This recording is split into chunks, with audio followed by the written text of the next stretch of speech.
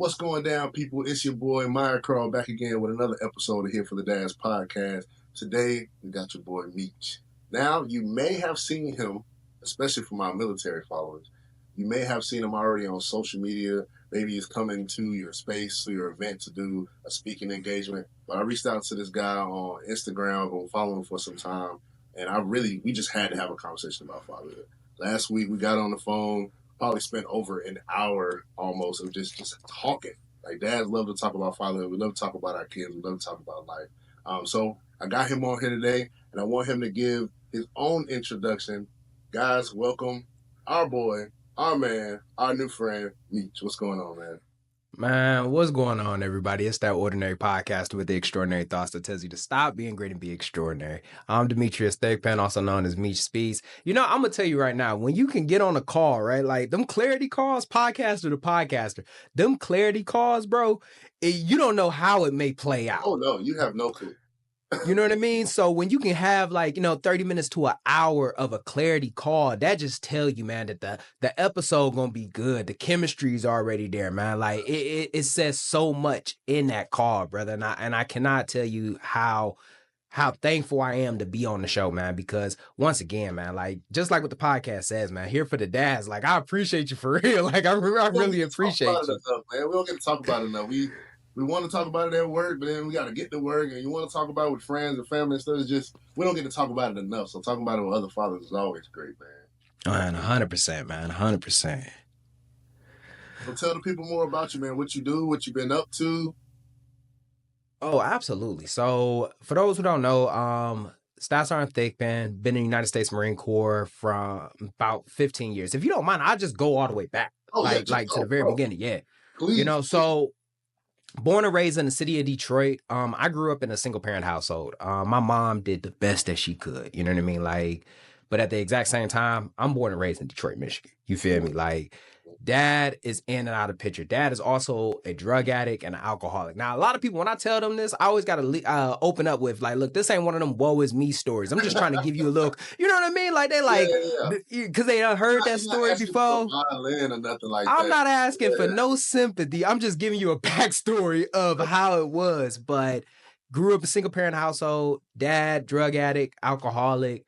I remember my dad like sitting down with me when I was like 8 years old and telling me that I was going to be the man of the house. You know what I mean? And from 8, he left, came back when I was 11. From 11, came back when I was like 15. From 15, came back to like when I was like 18. You know what I mean? And he's always just been a reoccurring character within my life. And I always say reoccurring character. You ever seen like a good show? Like Game of Thrones is notorious for doing this. And they'll say like previously on, and they show you a character that you ain't seen in like a couple of seasons. You know what I mean? Like you ain't seen him since season 1, but here we are in season 6. The reason why they got to do that is because he's been gone for so long that if he just pops back up, you just not going to know who he is. So it's giving you a little bit more context. You feel me? You got to remind him. And that's what it was like with my dad. Like if my life was a show, they will always have to do previously on just to give you context of who he is and why he's there. You know what I mean? Yeah. Growing up in Detroit, my mom, once again, she's doing the best that she can. But I grew up on the east side. I grew up in the most dangerous zip code in Detroit, Michigan. So the dangerous area is known as like the red zone area. So me being there, I'm going to tell you right now, I always knew that I would just leave. I always knew that I was going to leave Detroit, you know? And a lot of people in the military, like, you know exactly what I'm talking about. Like, you sit in your hometown and you realize, like, this ain't it. You know what I mean? Like, the cars that y'all are giving us, this ain't it, you know? So there's got to be a bigger perspective. And I remember joining and nobody believing in me. Like nobody was like for the idea. They were like, don't join the military. You're going to get your legs blown off. You're going to get your arms blown off. You're going to come back with PTSD. Yeah, you know what I mean? The stuff that you hear that from the most too. It's like, oh, they're going to brainwash you. It's the worst thing you could do. It's almost like they about to inject stuff into you. Right. Like they think the decision you're making is like, okay, I ain't got nothing else to do, or I failed at everything else, so let me go do this. That's not necessarily the That's the piece right there. When I told people I was joining the military, everybody kept saying how smart I was. I was like, what does that have to do with anything? Oh, my God. I don't get it. They just don't know. They just don't You know. know? And I tell you, like, just like what you said, man, the black people, the black community in the military, when you bring that up, you might as well just say, like, hey, like, I'm moving to a different country. But yes, that's probably better to say. If anything, I had girls crying at my signing day Yep. because they just knew they was, oh, they're gonna put you on the front line. I'm like, we're not even at war, guys. Like, what are we talking about? I didn't mean to cut you off, but you hit it. No. With that one. I know what that feeling is like. Man, my mama cried for 7 days and 7 nights when I brought them papers home. You Man. know? And the only person, and I would say this, the only person that was in my corner when that situation happened was my stepfather, you know, and he was prior service. He was in the Air Force. Okay. And he was the only one that said throughout the entirety of it, like, hey, like, this actually might be a good idea for him. I had counselors look at me and tell me you wouldn't be a good fit for the military. My neighbors telling me I'm not going to be a good fit. My mama not knowing what the military is, she's saying, like, don't do it. You know, you can work at a factory, you can go to college. And it was my stepfather that actually, he was the one that was just like, yeah, this is going to be a good idea, you know? And I bring that up because even though I'm growing up in the most dangerous city, even though I'm about to make a decision that's completely out of the baseline for my community, for my family, having that positive role model, or at least that one person, changed the entire trajectory of how my life would have went. Because I'm pretty sure, man, like if everybody would have kept saying no, it would have been easier for apathy to kick in. It would have been easier for me to back out of the situation. Yeah. And because my dad wasn't there, you know what I mean, to really guide me. And I'll give you another story on my dad later on when we start talking about kids. But my dad was notorious for giving me bad advice. So man, like I tell you, one time I got in some trouble in the military, and he told me I should just run away to Alaska. Yeah, that was the first and last time I had. Yeah, don't do that. Don't do. They will come looking for you. They gonna come looking for you. But that's a little bit background of just who I am and just how I ended up in the military. You know what I mean? Okay, that's so much, bro. Like I appreciate you going all the way back, and I'm thinking about this reoccurring character, as you call them. And when you put it in the light of like watching a movie and you get that previously on, in life, as we're living through it, we don't always get that previously on. Yeah. We're in life. We're doing whatever it is that we're doing. We might be going through our own season. So as these friends, family, or whoever they may be come back into our life, my question is like, how do you react? Because they may be expecting one thing from you, but now let's say you're a little bit older, you needed them in a certain area, or maybe you're going through a certain part of your life. How do you react? And how do you respond to your father when he comes back these different times of your life? And I know that may be different for every different age, but I was just wondering if you had an idea or perspective on that. Man, that's probably one of the best questions I've heard when it came down to my dad. You know, just how I respond. Because me and my sister actually had like a recent conversation because my dad had just got sober. I want to say back in November. And right when he got sober, my sister reached out to me and she was like, you know, Dad's, you know, he's sober again. You know, he asked if he can get your number. Right out the gate, I said no. I was like, dude, don't give him my number. You know what I mean? I'm like, I was like, hey, we might as well just keep it as is. Like, it ain't no need for him to talk to me. Right. But she was like, it's good that you talk to him now while he's here, because you don't know how long it's going to be. You know, so to really bring it back into perspective, I think that's how it's always been, is that my dad, like, I couldn't hate my dad. You know what I mean? As much as I wanted to hate my dad, like, and I tell you right now, that's something I wanted to do, you know, because it was just, you know what I mean? Because it was just so many moments where I needed you and you weren't there, you know? And ain't nothing more frustrating when somebody come up to you talking about you look just like your daddy. You act just like your daddy. And I'm like, damn, that's crazy, because I don't even know. You know what I mean? Like, we don't have that relationship for me to be able to look at him and be like, dang, we kind of favor. Or dang, like, I kind of do that too. But when he would come back in, I finally realized it was just like my inner child. Like, because deep down, I may say I hate him. I may say that I didn't want to be bothered. But the inner child in me wanted him. Like, I wanted my dad. You know what I mean? Like, I had always wanted my dad in the picture. You know, so as soon as he would get clean, I would immediately be like, hey, you know, jump right back in the character. You know, just jump right back into it. Good. Right then and there. Like, you was like, right then and there. You know what I mean? But the problem is that I'm picking up from where we last left off. So if he's jumping in, if he left when I was 8 and he come back when I'm 11, I got to pick up from when I was 8. You know what I mean? Wow. When he came back when I was 15, I'm picking up when I was 13, where we left off. I'm asking him stuff that I was doing at 13. You know what I mean? Things that we were talking about during that period. And then I'm trying to ease him into my current age, you know, because I felt like I didn't have enough time to play like catch up with him.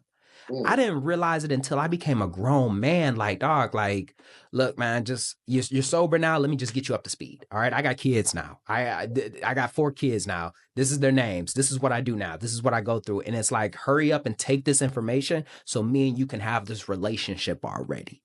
And that's how it felt. Wow, that's everything. As I'm thinking about it, you in the military, I just got out of the military, and it sounds like it was turnover. like each time you guys got a chance, it was like, hey, Dad, you were gone. You know, I had to watch. I was by myself. I know certain things I didn't know how to do, but I had to do them anyway. So now that you're here, let's do a little turnover. You can catch me up. Yeah. But a lot of times when you do that, especially let's say I've done port and starboard 100 times, right? And it sucks. 100%, yeah. But what I realized when I'm port and starboard and we're doing those turnovers with guys you are in the military, you don't get a lot of time to bond with those people because you don't get to stand to watch with them, to learn with them, for them to teach you who they are as a person. And I'm thinking about those moments where you're trying to catch up and get everything that you possibly can while he's there. Did that play a role or negatively affect having an emotional relationship with him during that time? Because you're trying to play catch up so much. Did you guys get to just relax and chill and be father and son for a certain point of time?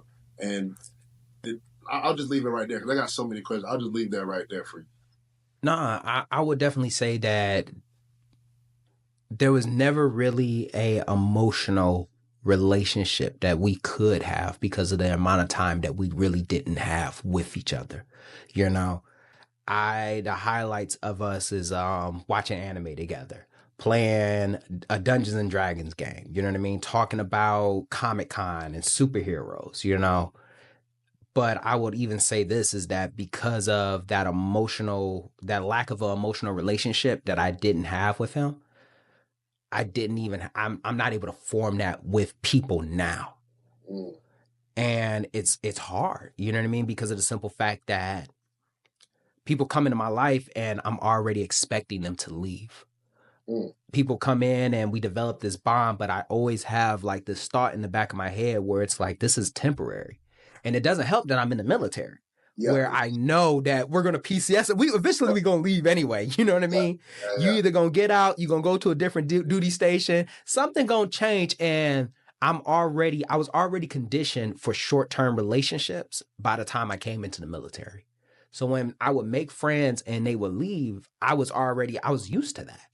And people coming in my life, it was just so hard to form that because people wanted to be friends with me. You know what I mean? Like they wanted to be friends, you know, and you hear it all the time. Like you create these lifelong bonds, but it was so hard for me to create that because I was already expecting people to leave, you know, and to even go back to the relationship with my stepfather, me and him can't even have a real relationship because I'm expecting you to leave me too.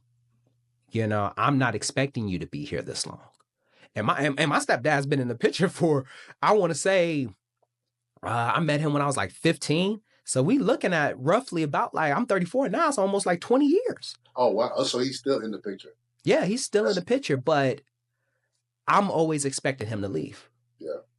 I can't even form this bond with you because, to be honest with you, I really want to just form a bond with my dad. Yeah. I wanted my dad to be there for 20 years. I wanted to have that conversation with my dad. You know, it's frustrating when my dad comes back in the picture and we talking about Superman and fucking Batman. I'm a grown ass man now. You know what I mean? Like I'm trying to have these deeper conversations with you. I want to talk to you about my career, but I can't because you don't even know what I've been doing this entire time. Like you don't have no background. The relational equity just isn't there. You don't have no emotional context to me. None. Mm-hmm. Like I can say something to you, and for a best friend, that can mean so much, right? When not, if I say like, "Hey, so and so just learned how to read," or they just said this word or whatever. If you've been in the picture, you know that we've been having a hard time with him saying his S's. You know that Mm-hmm. he didn't want to learn in the first place, and all this other stuff. Like they have so much to go back on, but when you miss those big pieces, I mean, that can be really hard. Is that something that you can heal though? I know we talk about temporary relationships and the military conditioning that, and you being conditioned to that before even going into the military. Is that something you have healed from, still working on? Um, can it be healed? I will always say, for me, and I always speak from my perspective, I feel like healing's always a work in progress. It's like playing on a bad leg, like a leg that you previously injured. Like you kind of careful. You can do some of the same stuff that you used to, but you always cognizant, like, hey, like I better be careful because this ain't as strong as it used to be, and when I do hurt it, it's like, all right, like I gotta take a couple of steps back. But I would say that the healing is a constant progress. I never say that I've ever been healed, but the way that I was able to start healing was through my children. That's how I had to start to heal. Let's get into that because I believe children can heal a lot, and it Yes. doesn't just have to be from father to son. I've been watching my relationship, or at least my wife's father, which is my kid's grandfather, my Mm-hmm. father-in-law, relationships being healed all up and down through the generation just by those two relationships between my children and their Yeah. grandfather. I believe that there's so much in that. Before we dive deep into the children portion, what was your perspective and outlook on you being a father before you had kids with this history of not having a relationship with your dad? Man, I will tell you right now, they ain't got enough fatherhood books. They ain't got enough fatherhood books, man. Like, I'm a No, father that grew up without a father, trying to navigate through the trenches of fatherhood, doing the best that I can, and I fall short every other day. same, And same. you know what I mean? Yeah. And I remember finding out that I was going to be a father, and I was just like, I don't really know exactly what I'm supposed to do, but I would try to put on like I'm gonna figure it out when I get there. You know Yeah, what I mean? yeah. And it hits you when you hold in the baby. You know what I mean? Like you hold in the baby and you trying to interact and you didn't build that bond because the baby didn't grow inside of you. You got to Right. build a bond from the outside, Come on, come on. Yep. And I will tell you right now, every other day I would just be like, what am I doing? Like what are we doing? Like they really gave me a whole baby. Like what? You know? What am I Like supposed to do? why do I gotta have kids? like I'm Man, like, and I would tell my mom all the time, I'm like, Mom, I don't even like kids. I like my kids, but I ain't a kid. I ain't a kid dad. yeah. So I'm over here trying to have like conversations with my kids, and they just like, Dad, like what? And I'm just like, man, you'll get it later, dog. You'll just get it later. You get it later on. You get it later on. And how old are your kids now? My oldest, she's 11. She'll be 12 on the 24th of this month. Okay. My first son, he's 9. Mhm. My second daughter, she's 6, and then I also have I have a 2-year-old, Okay. and that's my last son. And I will tell you this: the kids have a way of showing up in different aspects of you. My oldest reminds me so much of me when I was that age. Her mannerisms, her just her demeanor, her interest in certain things. But the problem is that I'm no longer that age. You know what I Mm, mean? Like I've grown from that. yeah. And the insecurities, I've moved past that piece of me. So it's so hard to try to like come back to that because it's a constant mirror of what I used to be. Whereas my son is everything. My first son is everything of what I wanted to be at that age. I Mm, imagine that my son would be me without the trauma, without the growing up in the hostile environment or constantly feeling like to survive. He has a level of confidence that I don't even have now, mm, you know? And he has this at 9, You know, a good example, you know, I was talking to him about boxing. He looked at me and he said, yeah, I think I could take it to the next level. I'm like this, dang. Wow. That's beautiful, bro. You got to protect that. You know what I mean? Yeah, and hone it. You got to mold that. That's beautiful, man. My daughter, my second daughter, she's a fireball. You know what I mean? Like she's everything of what my sister was. So there was a constant back and forth between me and my sister. So I have to learn to meet her at different spaces when she's like on a rampage. And my youngest son, that's my baby, because me and his mother, we worked opposite schedules. You know what I mean? So I would always have to like work. I would be with him at night. And I would literally like nurture. I'm talking about feed him, everything. And that was the child that I grew up with. I essentially raised, you know, because my other three, I was either deployed, I was at work, I was doing something in the military where I could never be a present parent. You just clicked something. I think that's how I feel with my twins. I feel Really? right now a more, and I think because I've been present a lot more, the older two, of course, like I was there, but it was always the gaps, right? Like missing the steps and not getting to learn where the daycare is, and going for a couple months and coming back. There was always the gaps of even having the gaps of the 9 to 5, but then switching to now having the twins coming home, being a very flexible job, and then now working remotely. When the baby's sick, I can legit be home and hold them just literally all day and get to learn them in a different way. And I think me and you, we talk about presence a lot, just on our platforms, and we got a chance to talk about presence too. I think presence does great things for our kids, but it also teaches us in a way that I don't think we really expected it to either. They always talk about fathers sometimes lacking in like the nurturing area, but when we're faced with these different challenges with our kids, that presence is what teaches us those things like nurture and having that bond, and starts healing some of these traumatic conflicts that we had in our own life. 100%. So thank you for sharing that. I don't think I ever recognized that. Nah, man. Like I would even go back to my youngest, and man, when I tell you, when you first off, I'll tell you right now, when you raising a baby, because my oldest, I was deployed. You know what I mean?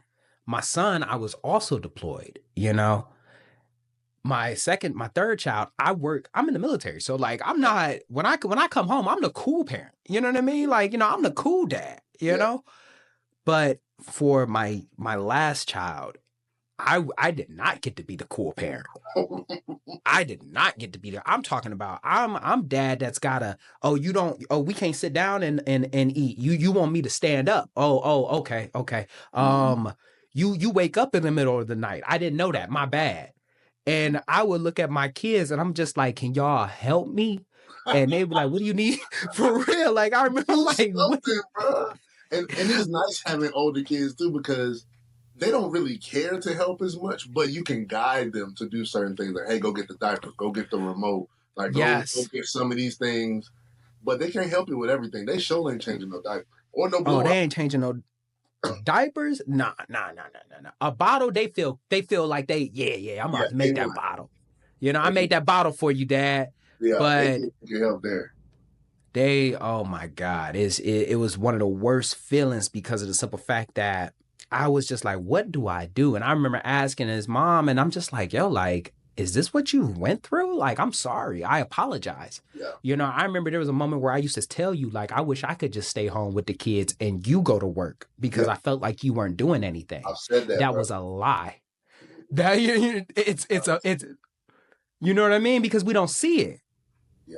And then there's a certain attack on your emotional state that you just can't explain to somebody. Like, you cannot replicate it. When I used to hear my mom say, like, I can't even think. Like, y'all doing so much yelling, and I didn't understand overstimulation. I didn't understand when mom used to say, man, we can't have nothing. These kids are just running stuff all over the house. Yes. I used to think that, I really honestly thought it was easy. I'm just like, you feed the kid, you put them to sleep, do this or that. Like, yeah, she may have a routine for them, but it's that emotional state that you cannot explain to somebody until they get into that position. I still remember, like, literally tearing up over something somebody would see as so small. My wife had went underway. She was doing like sea trials for something, and I could not get my son to eat. Like all day, he just would not eat. I tried different things. I tried all the favorites, the mac and cheese, and we had got to dinner. I was totally beat. Had just been crying, and bro, and I just remember like I'm like coming to tears, literally with this spoon in my Yes. hand after he slapped me. Like I don't know what to do. Like I must be doing this all wrong. Like your emotional state is just so vulnerable, man. Like you Man, hit a nail on the head with that one. I tell you, that my son had me in a closet crying. Mm-hmm. All right. Like I'm talking because I just like what you said, I've never dealt with it. Yeah. I never knew how to because technically that would have been my first child, you know. And I remember his mother saying that, like, this is really like your first child because you didn't really help out with the other three. You Yeah. know, you were there, but you still worked. This is your first child. And I remember because I would have to be at work at 5. I gotta be there at 5. Mm-hmm. That means I was up already at 4. And about to be He's gone. nursing. You know what I mean? He Yeah. nurses. And he wakes up sporadically throughout the night. And I remember him waking up one time, like this is a Thursday. So he's been keeping me up all week. I'm showing up to work. I'm walking around. I'm like a zombie. Like I'm falling asleep walking. I'm bumping into things. My reaction time slower. Yeah. And I remember that Thursday, he would not go back to bed. He would not go back to bed. And I just got up. I put him in the middle of the bed. I put the pillows around him. I walked in that closet, put my head between those clothes and started screaming. I'm talking about just in tears, man. Yes, Just sir. started just pulling stuff down. And I was just so frustrated because it was like, I don't know what I'm supposed to do. Why is this so hard?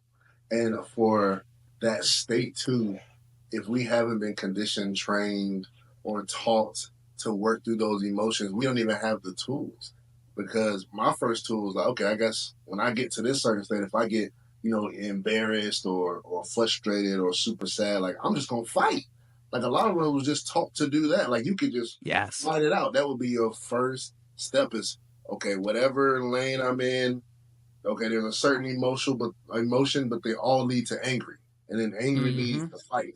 And then after I'm done fighting, then I can go on to something else. Well, that's how you end up in a bad position with your kids. Now you got people who are strangling their kids or may squeeze them or shake them because they don't really know how to funnel that energy for a lot of fathers who just didn't get to have those conversations or may have been put in hostile situations. We don't know what to do. We don't have the tools. It's not talked about enough.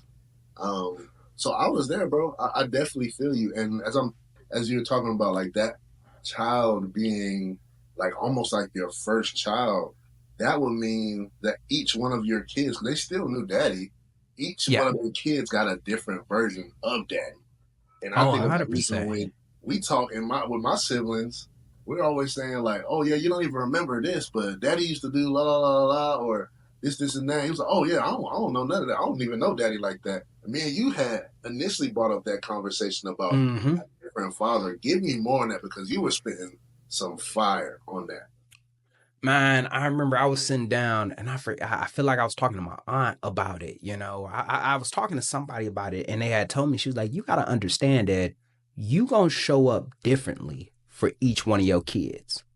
Your dad, you have 4 kids, but they all have different versions of you. They all have different, they have the same father, but different dads. And I was just like, what? And I really thought about it because if you ever just look at multiple siblings, like the oldest, the middle, the youngest, they get a different version of that parent, you know?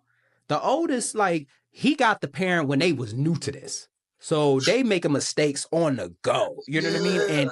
And the oldest is always going to be a lot more flexible with things. He like, all right, well, I mean, we're just going to have to figure this out, because that's what mom and dad were doing. They were figuring it out, where the middle child, mom and dad, this their second kid. And you know what it's like to have your second kid, Bar come down a little bit. You allow them to bump their head a little bit more. Even that's the piece right there. It's just different. They become tough. The middle child is always going to be the toughest because they just had to, And I remember when our oldest fell off the bed, we over there hooping and hollering and stuff like that. We don't know it, man. When the second baby fell off the bed, I'm like, this, he good. That's what he made for. That's what He built for this. Yeah, absolutely. That's why, like, that's why he chubby. He can move around. He can bounce from this. And then you give yourself and a then lot you get your for a second. You feel me? Like it's a lot. And I had to realize, like, each child is getting a different version. So like when I said in the very beginning, like my oldest reminds me of me when I was that age, and it taught me to show, I have to meet her at where I was at during that piece. I can't meet her grown from this, because I don't act like that. I got to be able to understand exactly what you're going through. I got to be able to talk to you about this, and she always looks at me like, you don't get it. I'm like, this, trust me. This weird shit that you doing, I used to do that. All right. And you can ask your grandmother. She gonna be able to like say like, hey, like, yeah, he was a weird kid back in the day, But I was embarrassed. So when I used to see her do it, I'd be like, oh man, what are you doing? And my mom had to tell me, she was like, you used to do that. That's you. Whereas my son has confidence, so now I'm meeting him. Plus, this is my first boy. And I never understood when they used to say like dads are always tougher with boys. That is true. That's true. Especially when we start like coaching and training and stuff like that. He gets probably the toughest version of me. Like just our dialogue, our conversations. He has a completely different relationship with me than his sisters do. But my youngest girl, because she has these big emotions, she gets more of a teddy bear from me, where I can't meet her with big emotions. I gotta meet her. I gotta be the vase for those emotions to go. When she's in there throwing a tantrum, it's so easy for me to come in there, belt flying, shoe flying, like, hey, knock that off. Yelling, but it just builds it up. Mm-hmm. You know what I mean? I come in there now, I'm like this. Hey, just come here. We need to breathe. We gotta breathe. Yeah. All right. And my son, like my last one, he's getting. He's getting a whole different. He's getting mom dad. I'm just like, hey, like, come here, let me hold you for a second. I know how to rock him and everything, and it's just, You give it's a weird. You can see a little. Yes, you're giving him what he needs. My bad, man. Once I get started, man. My bad.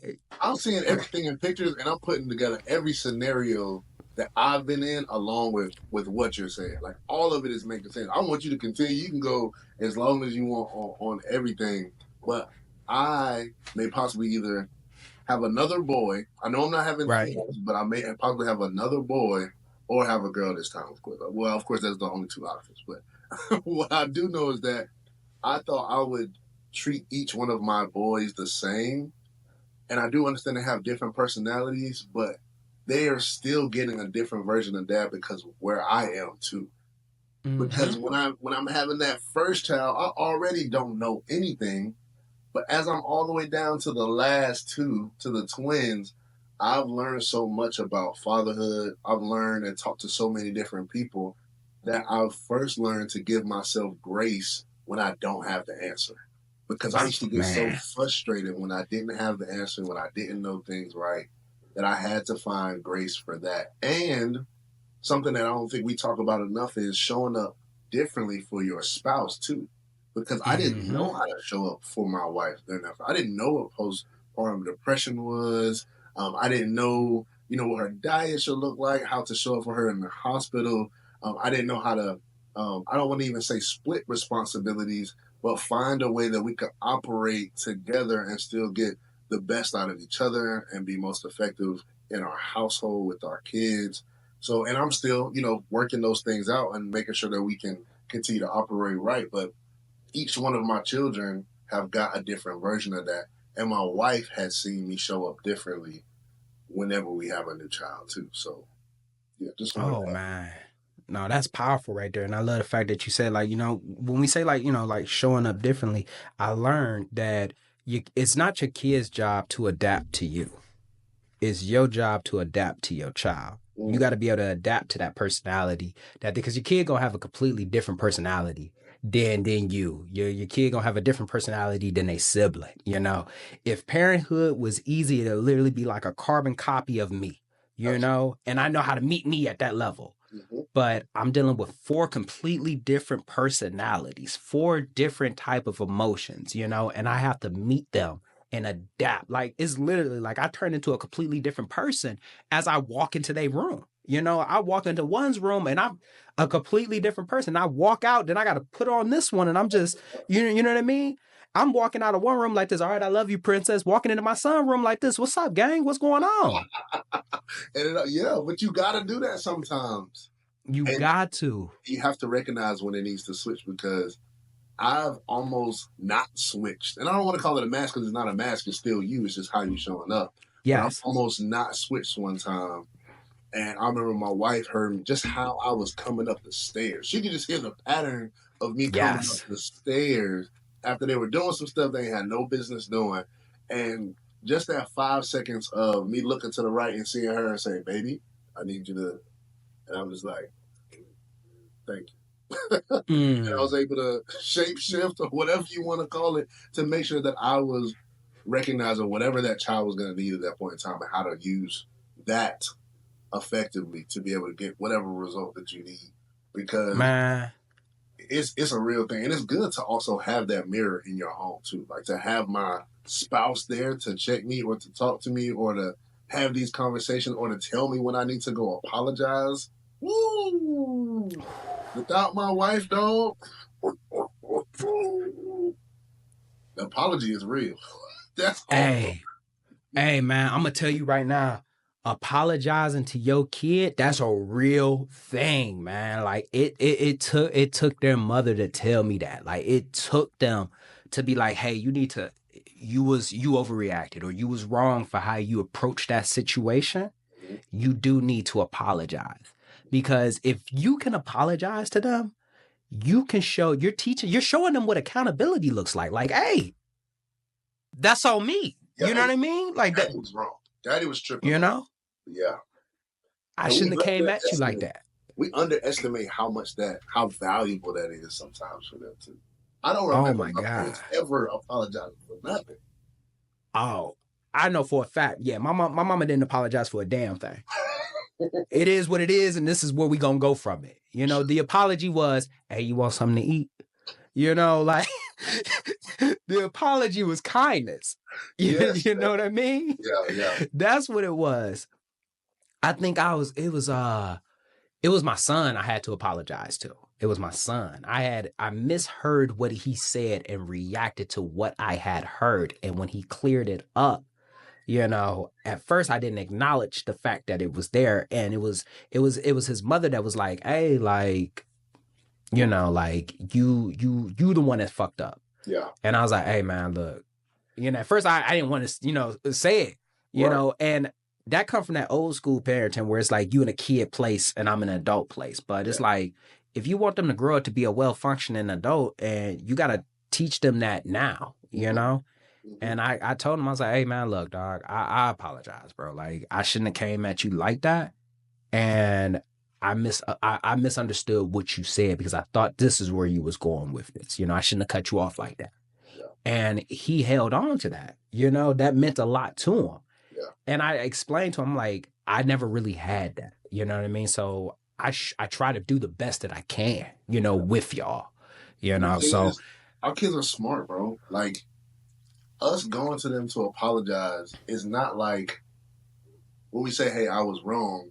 They're so upset because they already knew that we were wrong. So that part is not like the surprise. It is actually taking accountability for it. Because whenever you do it, they always say, it's okay, Dad. Like, and they go hug you, and it was like nothing happened. It's like, man, that moment becomes so beautiful because they can trust you a lot more, that you realize and you actually validating what they were feeling. Because they all you were wrong. Like, that's what's frustrating them so much. But they feel so helpless and lonely that they can't say anything about it because they're the child and you're the adult. And it's like, hey, I can come down here. I still respect you enough to come and do this and to say that. Because if, like you said, when they become that adult, now they may assume that they deserve something from authority that they don't actually deserve, that they should be actually deserving more. 100%, man. You know, I also learned this, man. This is just like completely off the, but I've also learned is that your kids don't give a fuck. All right. Like if, and I say that, man, for anybody that's listening. All right. If you having a rough day at work, your kids don't give a fuck about your day at work. They ain't seen you all day. So when you walk in, they are expecting dad as soon as he walks in. And I had to actually talk to myself about this, man, because my son and my daughter are notorious for coming out and seeing me as soon as I come in. Like as soon as I come in, they're notorious for like meeting me at the door or coming up to me, or all four of them would come, you know. And I remember I would have a rough day and I would do like, you know, like hold on for a second. Yeah. Do you know like that's they've been waiting for me to get here this entire time. Yeah. And now I ain't got time for them. They don't care. Like we ain't seen you all day, man.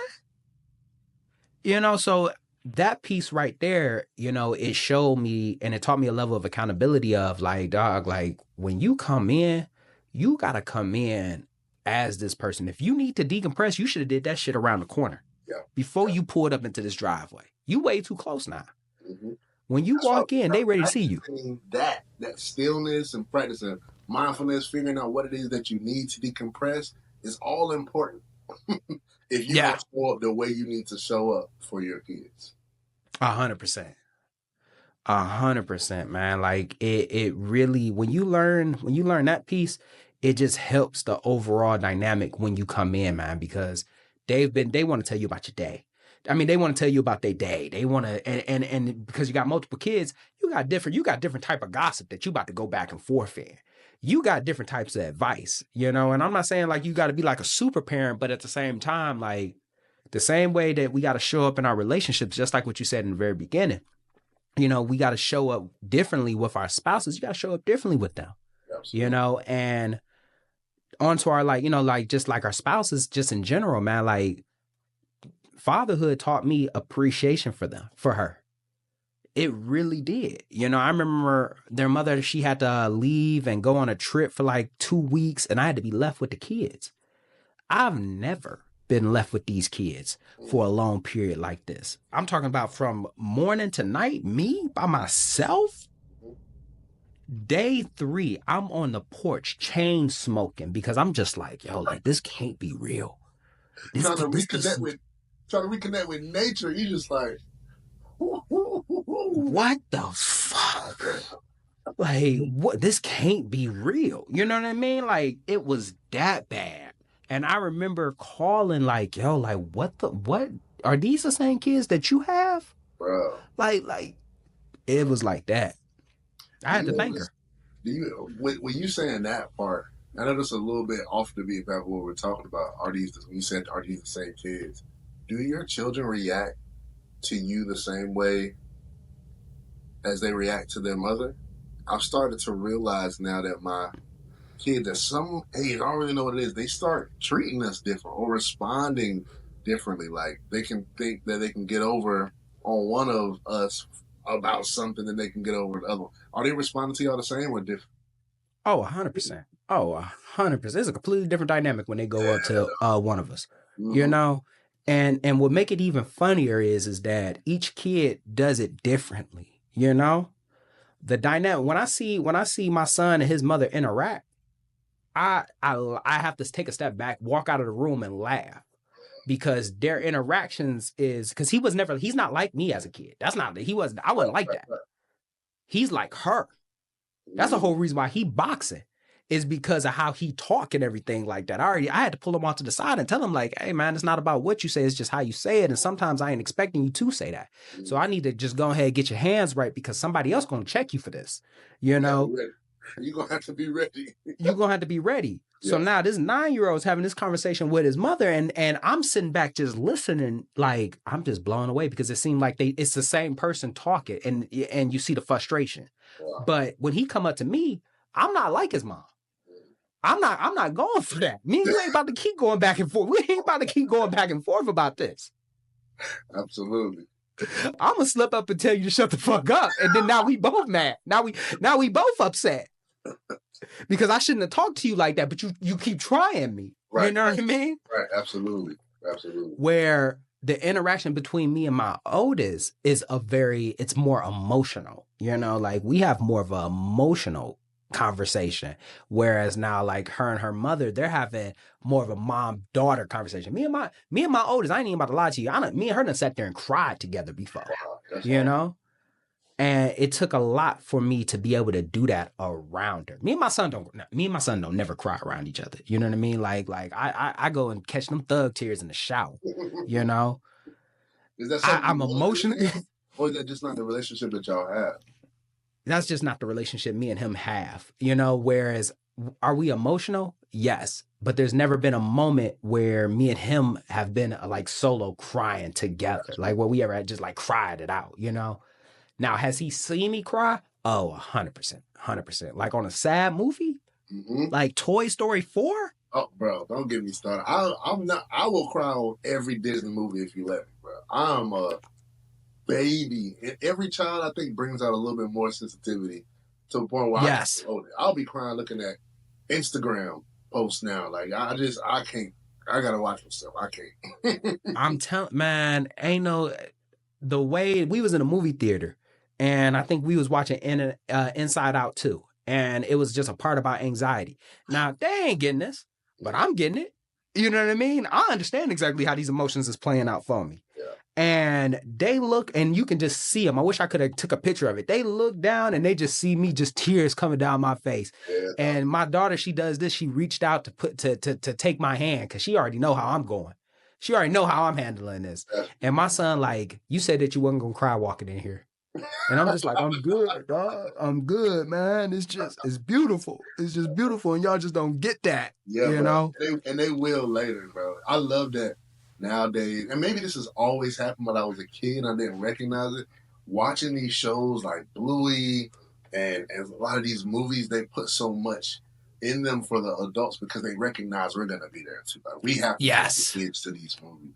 And when you've lived some life and you're seeing it, and these kids, it's going straight over their head, bro. I'm just like, man, this is amazing. There's so many things that we haven't talked about or haven't seen been put in picture on movies that's happening in these movies, man. And it's just, it's amazing. It makes me sensitive most of the time and every time. We talked a little bit about your relationship with your kids. I want to speak specifically. I know we're coming to a close, but I want to speak specifically to your relationship with your oldest son, because I remember watching an Instagram reel, and this might have been some time ago now, but this was one of my favorite posts that you made, and you were just giving him some advice. Like, I want to have that conversation. There's so many different avenues that we've already talked about you getting advice from your dad and you having to play catch up, and now you being a father and being able to give your son some of that gouge. Give me your perspective, your idea, and just talk to me about that piece of content that you put out. To start it off, man, first and foremost, thank you so much, man, because that was a raw experience for both of us. You know what I mean? I try not to, and somebody used to get on me about this. They used to say, like, Meech, man, like, you need to show more of your personal life. But I always felt like there was just certain aspects of my life that just couldn't be shown. You know what I mean? And that was a raw moment for both of us, So I was grateful that so many dads, so many men could connect with it, because what we were talking about was something that we had to learn as we got older, And one of the biggest things is that me and my son always had, because I'm my son's coach, I'm his mentor, I'm his dad, I'm his friend sometimes, you know what I mean? Like, when we gaming, I like, you know what I mean? Like, I'm so many roles in my son's life, and I would feel like one of the greatest achievements is how present I am in his life. So to go back to the video, we had just got our haircut, you know what I mean? And you know what it's like when you get that haircut. You feel me? Like you done turned into a different person. And I've been taking him to get his haircut since he was 2. And now he's at that age where he can appreciate. Now, this is his first big boy haircut. He's getting like the little fade. Yeah. You know what I mean? Like, my mom used to just give me the ball fade every time. It'd be cold. Yeah. You don't care that I get the ball fade. And then she started cutting it, and I ain't like that. When you get that first, what we gonna call it, the big boy haircut, the grown man, like the fresh hairline, the stuff that you got to pick off the wall. Yeah. Keep going. I'm feeling you. I'm here. this is big boy haircut. So now he got like, he done grown it out. I'm talking to my barber. I'm like, yeah, give him a fade. And he's like, and me and my barber have a, a good connection. So he like, you want to do a taper instead? Like, so he get taper the sides, taper the back, get his line up. I'm looking at him. I'm like, yo, like, I can't believe this is you. Wow. And he's feeling himself. So we driving. And the context was, he was just talking about like, the girl. I was like, man, they're going to be a lot of girls going to start liking you now, man. Like, you got to be careful. You know what I mean? He was like, and this is when I knew what type of kid I'm dealing with. Because he said, they already do now. I'm like, what? He like, yeah, man. Like, he was like, it's a couple of people that like me. I was like this. I was like, oh, you got a little crush? He said, they like me. I don't like them. I'm like, oh, you that type of guy. You that type of guy. And then he brings up one of his friends, and I tell him, I was like, look, man, like, you always going to be around people that are going to show up differently in certain situations. And I will always say this, my son is smarter than what he's supposed to be. Like, he going to say some stuff that's going to catch me off guard. And I think it's because of the relationship that we've already just had. Because I never talked to him like he was a child. I've always just talked to him like as if I was talking to myself. Mm-hmm. And I just told him, I said, look, man, like, when you interact with women, man, like, you got to treat women with respect. You know what I mean? Like, you got to treat women with respect. And he's like, I do. I was like, see, you treat women with respect when everything good for you.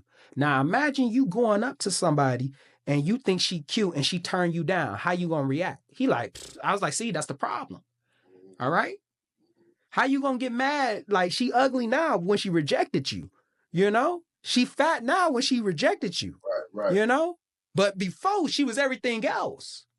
Do not switch up when that happens, and I got to talk to you now because your haircut fresh and you feeling yourself. I got to meet you where you at. Mm-hmm. When you hanging out with your friends, don't let your friends get you out of character. Mm-hmm. You've been around some people as soon as some women come in the room, all of a sudden they got all this money. Yeah, you feel me? They the toughest guy in the room. Mm-hmm. I'm like, do not get out of character when women come in the picture. Do not get out of character. You ain't never told a joke. All of a sudden, you the funniest person on the planet. But you a comedian. You a comedian. I'm like, nah. And then I closed it. I said, look, man, you will never be thirsty. Okay? You ain't about to be begging for stuff. All right? And this is stuff that I wish my dad would have told me. You know what I mean? These are experiences that I've saw or I've experienced myself personally. And I told him, I said, when women walk in, when you interact, you always go for a handshake. You always go for a handshake. If she gives you a hug, then you take the hug. Yeah. But one thing that you ain't gonna do is be asking for hugs. All right? You will never be a where my hug at type of person. Oh, bro. Oh, man. Where my hug at? I don't think. Man, like, think about when you ever seen a dude and he like, hey, where my hug at? If you gotta ask for it, then that means that you never was supposed to have it. And the biggest thing about it is like, you got to think about it. If you asking for hugs, that means that you probably be asking to get invited places. You know what I mean? And now you sitting there and you over there, people making plans and you trying to include yourself in the plan. And it's like, if you got to include yourself in the plan, then you wasn't supposed to be there in the first place. And I wanted to tell my son that because those were things that I had to learn on my own. Is he going to learn his own experiences? 100%. He's definitely going to learn his own experiences. But what I had to tell him is the things that I've learned along the way. So that way he's not repeating the exact same type of mistake that I've made. Because the biggest thing that I've learned about parenthood is that ain't no sense in, if I spent all this time making a mistake, why am I not sharing it with my kid? If I spent all this time falling on my face and going the wrong way, why am I not giving my son the proper game so that way he already know, you know what I mean? Like, he already knows not to go in this direction. Dad already told me that this was a bad idea. He already told me he'd been down that road. He fucked it up. He already let me know. That's how you set your child up for success. That's why I was your kid's supposed to, when they say like, oh, they don't want anybody to pass out any gouge or any notes on the board and stuff like that. Yeah. I understand not all gouge is good gouge, but why would you want them to have to start all the way from the beginning to possibly get to the end and be missing stuff? Why are we reinventing the wheel? You know what I mean? Why are we gatekeeping good information? As long as it's good information, bro. I don't get it. So that's why I thought that was so powerful and why that was one of the most important and most like valuable pieces that I saw is being able to pass down as much as you possibly can, because even if you don't get the answers from your father or from your parents, you're still gonna have the experiences that you can pass down to them. And a lot of the 100%. times I always figure out like, well, how am I gonna teach them this or how am I gonna teach them that? I realize I have to create the opportunity sometimes and be intentional about teaching them that. Like if I don't know if I'm ever going to be able to get a chance to put them in a hard position, maybe I need to create an opportunity to put them in a hard position or a safety position or to talk about something, go out. And those moments are going to turn into bonding time. It's going to turn into bonding. 100%. It's going to turn into things that you will be able to remember forever. But I last will thing, tell man, you. that Oh, I my think. bad. Yeah, go Go ahead. ahead. I'm sorry. Go ahead. No, I would just say like, like me and my son boxing together. You know what I mean? Like that's not something I grew up with, but I acquired that skill. And because I acquired that skill, I was able to create that scenario for him. You know what I mean? And be able to create those moments of bonding with him, you know? And the only thing I was going to ask, just to keep it in closing, I pretty much ask everybody is, what are you most passionate about in reference to fatherhood?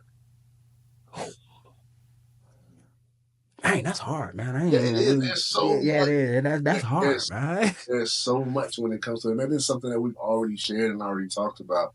And if you want to make it a little easier to mix it in, is maybe talk about something that like giving it words of encouragement to other fathers as they're finding this passion in fatherhood. Because a lot of people are, as soon as they become a father, now it's like, oh snap, I got to be the best of this. I gotta do something I've never done before, and they don't know where to start. They just want to be intentional, but they don't know where to start.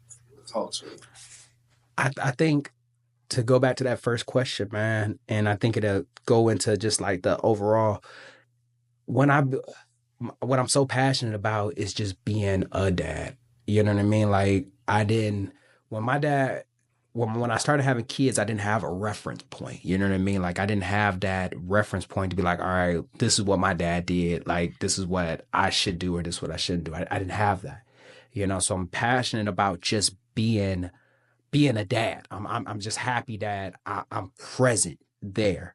And because I'm just present there, I'm able to like form this mode of what I think a father is supposed to be. You know, do I make my mistakes? 100% every single time. But the ones that my achievements, you know what I mean? Like my achievements as a dad, I feel like it just goes back to the fact of just me just being there. Like I'm real passionate about just being there for my kids. You know what I mean? Whether that's creating that space for to cry. You know what I mean? Like me and my son, like, even though me and my son aren't crying like how me and my daughter are, Mm-hmm. that space is still available for them. You know what I mean? Especially after a hard training session. You know what I mean? Like because it's always you've had a bad practice before. You know what I Oh mean? Like yeah, you're gonna need somebody to talk to after that. You know, absolutely. coach gonna have to talk to you about what you messed up on. Mm-hmm. Absolutely. And I didn't have that with my dad. You know what I mean? Like I didn't have that. I didn't have that relationship with my dad to be able to sit there and just sit on the couch and just talk to them about what went on in their day or how they feel or how that made me feel or how that makes them feel. I didn't have that, you know? And are there times where me being in the military and I'm just like, damn, man, like I'm missing moments just like my dad is, you know what I mean? Like just like my dad did. But the moments where I'm there, the moments where I'm like, I'm there, Mm, man, those are the ones where I'm passionate the most. absolutely. That's beautiful, bro. Thank you, man. This has been an amazing conversation. I know we're gonna probably definitely get into some more, bro. We've already built a relationship where I'm gonna be hitting you up. So going, I know you Oh already got man, my please number, do. but I'm gonna be hitting you up, and I would love to see how we both create and continue on this journey of fatherhood. I'm gonna be asking questions because I don't have an 11-year-old and a 9-year-old yet, and that's what I love so much about like the community that we're all building and creating space for other men, for other fathers and parents, just to reach out and have these conversations, no matter if it's the good, the challenging, or the tribulation, whatever it may be, but we're creating space for it. But for those other people, those audience members that are listening, where can they find you, man? Man, for anybody that's looking for me on TikTok and on Instagram, is Meech Speech. Meech is spelled MEECH .speaks. You can always find me on the Talking Crazy podcast. New episode every Monday. That's it right there. For sure. Oh, available on iTunes and Spotify. God, I forgot about that. I always hey, I tell you right now, like that piece right there will like, I'm like, I got it. Like, no. Where are you available at? YouTube, iTunes, Spotify, TikTok, Everywhere, Instagram. so You just type in Meech, I'll pop. So many platforms nowadays, man. So yeah. Bro. But thank you again, man, for doing this with me. For the people out there, you already know where to find me. You know where to find me. Here for the Dads, out. Thank you for watching. You just listened to Here for the Dads podcast with Myer Krah. I am so grateful that you're here. But if you're new to this space, what I need you to do is slow down and subscribe, share, review, or rate.